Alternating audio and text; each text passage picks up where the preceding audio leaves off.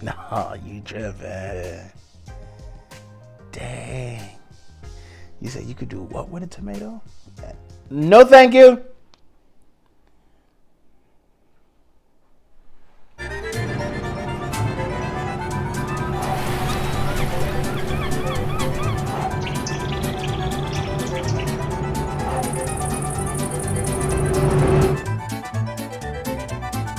That's me. Welcome back to the place to be, cause it's me, it's Kenny DB. Today's gonna be a lit, fantastic day, y'all. We have author Donna Sager Cowan. We have a winner from the other day, and we got a skit going on for you guys right now. So let's get crip walk.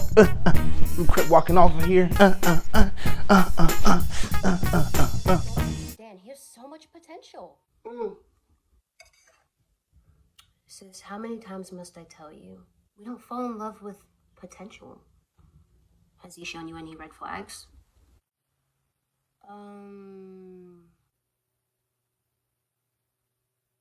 That's not a red flag, right? What color is that?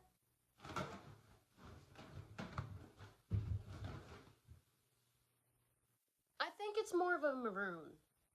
Sis, I'm not even there, and I know that's a red flag. Say it with me now. No more red flags 2020. No more red flags 2020.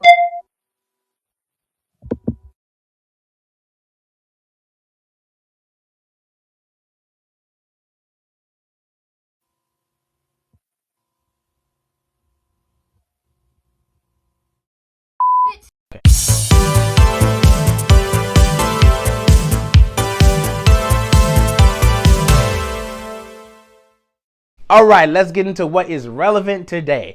Are you looking for a simpler way to make life easier for elderly and physically challenged people? Chat2C LLC announces the release of their smartphone app due to an overall need for more innovations around smartphone communication. The app not only helps the elderly, it can also become a valuable communication tool for all age groups. Chat2C is unlike any other app. Some features include urgent calling, voicemail service, no-ring voice messaging, time broadcasting, do not disturb broadcasting, on airplane mode broadcasting, profile image broadcasting, and number change notification. You can customize to your needs without sacrificing user privacy or security. For example, by opening the app, users will always have a red emergency button on the screen to call an ambulance anywhere in the world. The app will also automatically notify your loved ones with the location when a call to emergency service is made. Select Universal City Walk venues will open from 4 to 10 p.m. with limited menus and guidelines for team members and guests. According to the website, the team and all of their guests are expected to follow all recommended CDC guidelines. Self-parking is complimentary. However, valet parking is not available at the time, but is subject to change. Patrons are able to shop at the Universal Studio Store and select merchandise carts. City Walk will include limited menus and limited seating. Some venues will remain temporarily closed at this time, including Blue Man's Group, all nightclubs, and Universal Cinemark. For full details and updates, visit Universal Orlando Resort website. That's all we have for what's relevant today, but don't leave just yet because we have author Donna Sager Cowan on with her book series coming up next.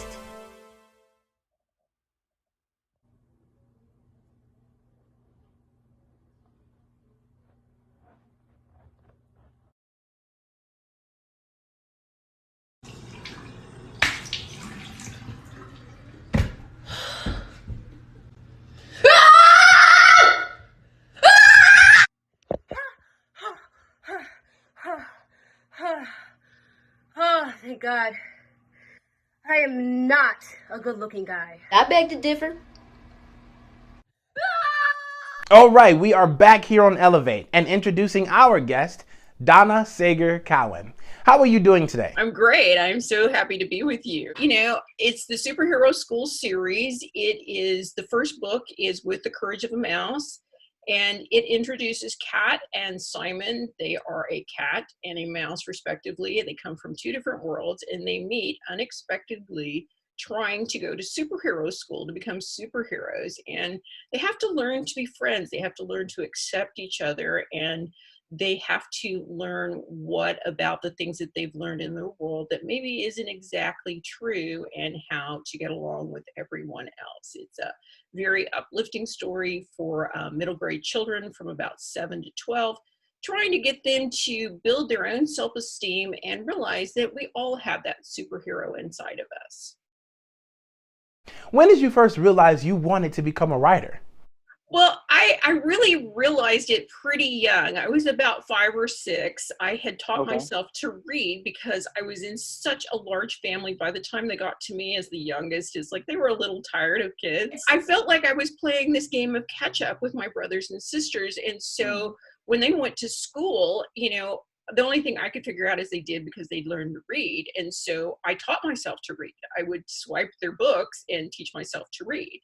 And so by that time, by 5, I was fully reading at about a first or second grade level, and I would run out of books. So then I started making up stories and trying to write them down, which was a little harder to learn to write, but I did make them up. So I kind of think that I was a writer even back then.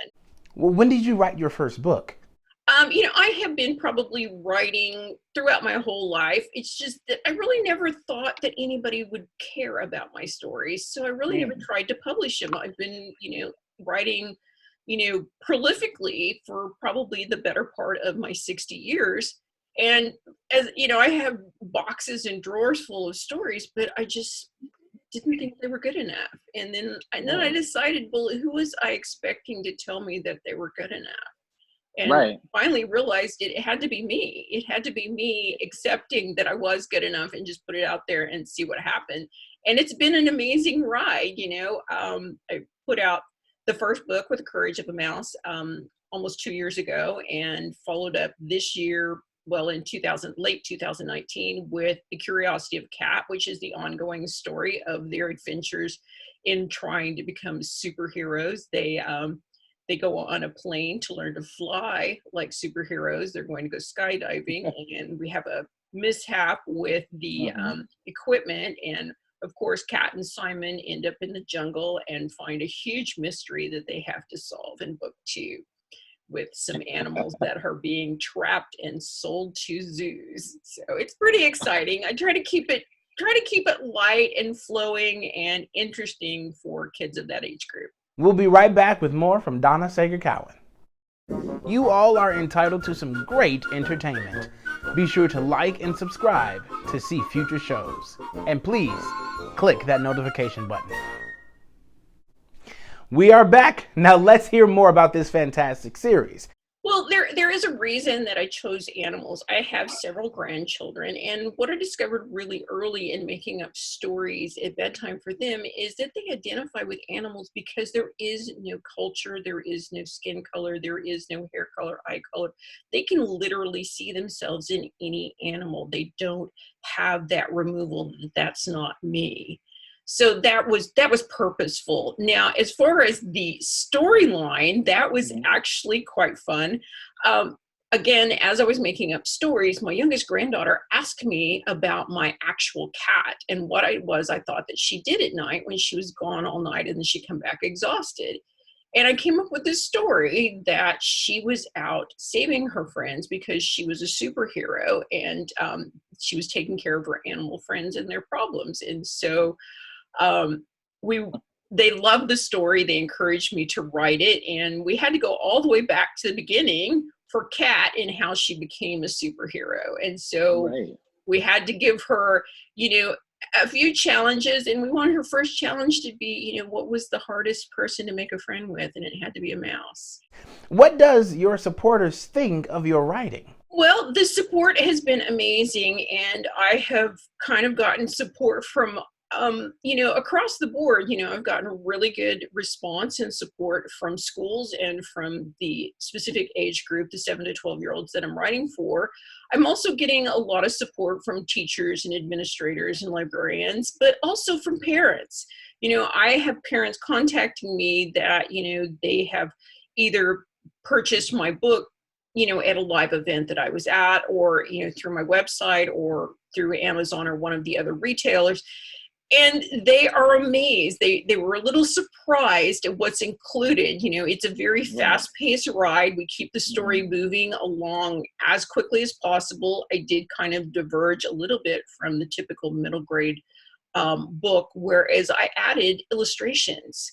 Because when I was researching for this age group, a lot of the students and the teachers were telling me that the kids are having a hard time transitioning out of picture books into the longer stories because they don't have anything to help them with the story. You know, they haven't built that imagination that was, you know, very common in younger years. It's like that's not, you know, they're so used to video games where everything is presented for them. So it's a little harder for them to transition, which is why I added the illustrations, and they absolutely love it. It's not a lot of illustrations, just one for each chapter. And as I said, we keep the pace moving. We have a cast of characters besides Kat and Simon. There are other characters that kind of add to the story and keep things moving and interesting. So I love it. The series is slated for 8 books. I am almost through with book 3 that will be coming out this year with The Passion of a Pig. And also I am working on a spin-off series with one of the characters, Ricky Rent, and his Ricky Rent Straight Rat, Crowning of the King. I'm hoping to have it out either towards the end of 2020 or the first part of 2021. All right, that's all the time that we have here today. Thank you so much for being a guest on our show. You can Google Donna Sager Cowan and you'll find out more about her and her series of books. We'll be back with the question of the day.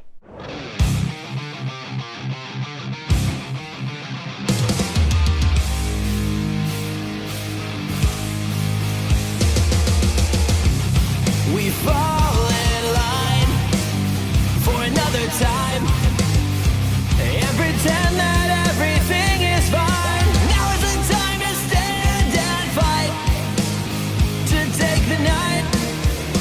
This is alright. Now is the time. This is PR. Game time. Game time. It's game time. For our first-time viewers, this is the segment of the show where I'll give you a question and you must answer within the day to receive a prize from us to you. In order to win, you must comment the correct answer by tonight, as well as like the episode and subscribe because your name will be mentioned during our next episode and you don't want to miss it. The question is, what sitcom from the 1990s influenced everything from hairstyles to music and language? Don't forget to comment, like, and subscribe to win a prize. Well, guys, that's all for today and this week as well. I want to thank everyone that is watching, our creators, our writers, and today's guest, Donna Sager Cowan. As always, invite your family and friends and let them know Elevate has good news whenever you're down and crazy updates that'll shake the ground. We have games, interviews, and a lot of fun. There's a little bit of something here for everyone. Remember this line that we don't hate. We're here on this channel so that we can elevate. Though this is farewell, but far from goodbye. I'll miss you till next week. And that is not a lie.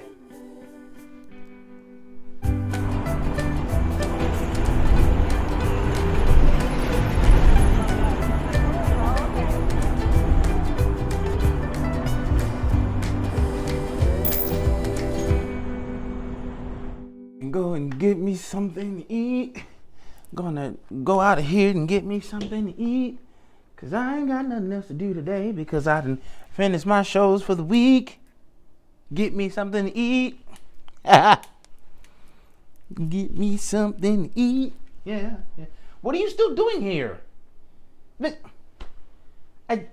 show is over. There's no reason why you're still here. Like, I give you 15 minutes of my life every single day. I think that I deserve a small chance to give me something to eat. God, you people are greedy. Like, everybody just wants something out of nothing. Oh, by the way, the winner of the other day's question is DJ the Disaster. The answer was Steve Urkel. Now, go do something with your life. I mean it.